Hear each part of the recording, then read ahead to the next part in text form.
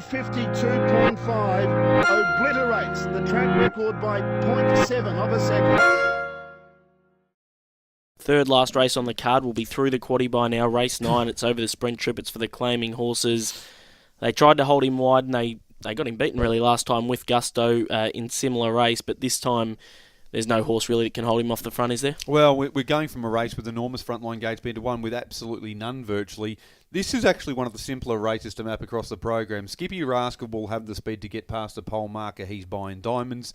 And from there, I reckon Glenn Douglas is going to be more than happy to let With Gusto get by. With Gusto will probably just get by with natural speed anyway. So you've got your leader and behind leader sorted out. And let me tell you, as you well know, Bakes, that's half the battle in many ways if you know who the leader and behind leader is going to be, and that's going to be With Gusto in front, Skippy Rascal behind the leader.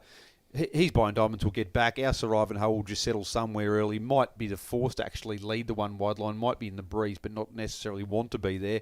I'm Lonely can go forward or back, but at this stage of his career, he's racing better when he goes back at the start.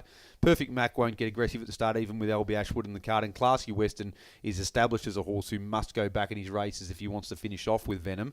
In Transit's in an interesting position, probably has to get off the inside, which means he's probably in a slightly worse position than Sultan Fella.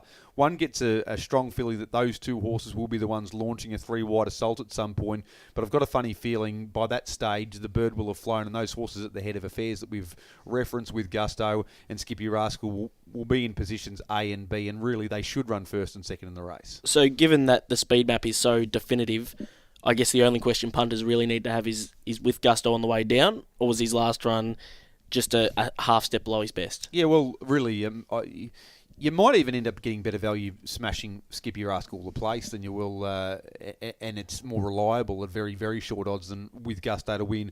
I personally think he can probably bounce back just because of how easy he's going to get it in front here, and because Skippy Rascal's probably at the stage of his career where he's not desperate to run past horses. You just get the feeling that With Gusto is going to return to the winners list tonight.